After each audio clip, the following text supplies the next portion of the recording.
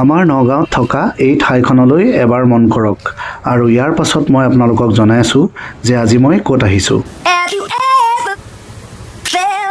Are you listening?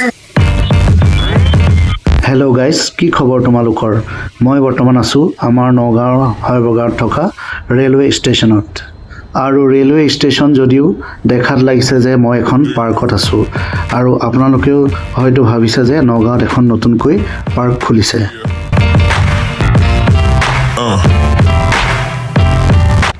আজিৰ পৰা প্ৰায় এক মাহ আগতে এই ৰেলৱে ষ্টেচনখনৰ কাম সম্পূৰ্ণ হৈ গৈছে আৰু এই কামখিনি দেখি সঁচাকৈ মই নগাঁওবাসী হিচাপে গৌৰৱ অনুভৱ কৰিছোঁ।